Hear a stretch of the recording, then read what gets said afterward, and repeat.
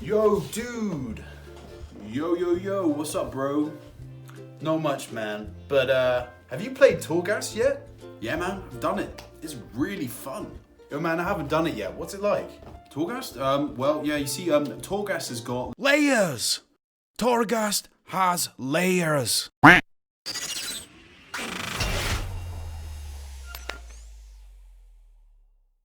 What's up, gamers? It's TreeSap Jake here with yet another video, and I thought I'd give you my initial thoughts on Elemental Shaman going into the Shadowlands. Now, obviously, Season 1 hasn't started yet. We've all been spamming our battlegrounds, we've been spamming arena skirmishes, we've been grinding that honor, which has been actually a lot of fun, to be honest. It's been a lot of fun just being able to actually get gear through PvP.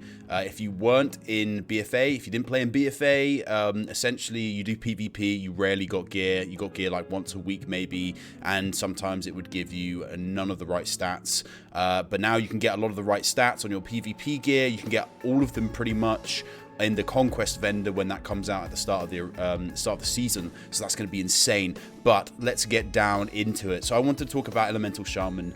Obviously in the pre-patch, if you watch my pre-patch guide, you'll see there was a lot of burst potential, and Stormkeeper is still very strong. There's still a lot of strength to Elemental Shaman, but what I'm going to be doing to kind of caveat that and to kind of look at everything, I'm going to be doing my pros and cons. I'll be taking a look at a little bit about PvE, a little bit about PvP. I'm going to talk a little bit about Covenants. I will do a proper guide at some point, a big Elemental Shaman guide detailing everything and giving you all the tips and tricks that I know.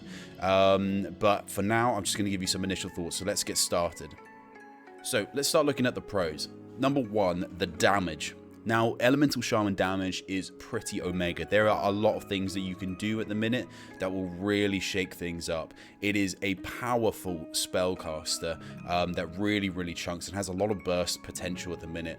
In my previous guide, as I was mentioning before, the Stormkeeper goes were big. Stormkeeper still hits really hard. Lava Burst really chunks. You can really feel that damage, and especially as you get more versatility, you can really feel those hits. Lasso, incredible. Your kit is incredible.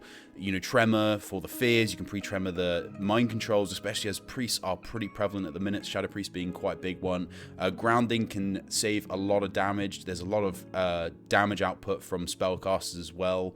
If you take a look at Astral Shift there, it does 40% less damage for 12 seconds. It used to be 8, so a 4-second increase to your defensive there. That's incredible. Like a 40% less damage for 12 seconds is really nice, especially with how bursty things are at the minute. A minute and a half cooldown is pretty long for a wall, but it's very decent, especially as we actually have 2 walls now. You've got the Earth Elemental with the Primal Elementalist, which provides another 40% damage reduction, which is a great thing, and you can just rotate those, although Earth Ellie has a 5-minute cooldown, but it lasts for a minute, so it is there. Oh, obviously the wall doesn't last for a minute, but the Earth Elemental does, so it's, you know, you've got time to use it, but you can rotate those in a game. We've got Fleshcraft from our Covenant ability, which is super nice. A really good way to essentially get 20% of your maximum health as a shield right at the beginning, which really helps against these bursty comps that we have in the minute. Another great thing is the Covenant ability of Primordial Wave. You can throw another Flame Shock on a target, so in PvE this is wonderful. You can spread your Flame Shocks better, you can get more procs of Lava Surge, you can do a lot more damage, and also you just spam when you press your next Lava Burst, it absolutely destroys everything. It hits every single target with with Flame Shock, so that is wonderful. It is such a nice ability. We've also got Spirit Walker's Grace back, which is really great way of positioning ourselves and doing some CC chains or getting your damage out. So for example, you get knocked down, you get thrown away, you're slowed in another direction. You can cast Stormkeeper whilst moving, you can heal yourself whilst moving, whilst kiting. If a healer is positioned behind a pillar and you just can't get him, you can press Spirit Walker's Grace and press Hex, and it starts casting as you move, and then you get him. So as long as you're in a good position for that, you should be able to get it. There's lots of great things you can do. Obviously you could always move with Lasso, but it is a really nice ability. So if we're taking a look at PvE a little bit, PvE is still really good, I think, for Elemental Shaman, because you've got the Necrolord ability where you spread your flame shocks, and also you do insane single target damage, especially in your opener with Stormkeeper and Lava Burst. It does a lot of damage and you can really put it out. Again, the same in PvP. So essentially, in general, your damage is crazy, and your utility is also amazing. So that's really good. If we look at some of the cons of Elemental Shaman, now this is something that I've felt. At the minute, we have very little haste. As you can see on these stats on my screen, so just above me, just there, I've got a lot of Versa, but my haste is below 10%. It feels like really, really hard to get casts out. If you've got to get a cast out of anything, it takes a while, and as bursty as melee is right now, they just have no problems with pressing buttons, don't need any haste, and they can't be interrupted. So whilst you're trying to get damage out, they're just pummeling you.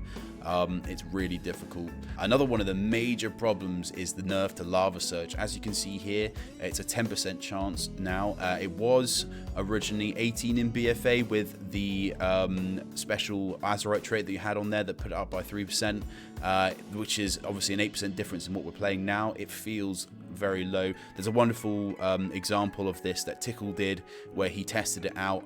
It does significantly less Lava Burst, which is crazy. And obviously you can understand why this has happened, because with Primordial Wave you can slam out Lava Burst really, really quickly by sending them out there. You can really do some damage, so it makes kind of sense. It just feels clunky outside of that.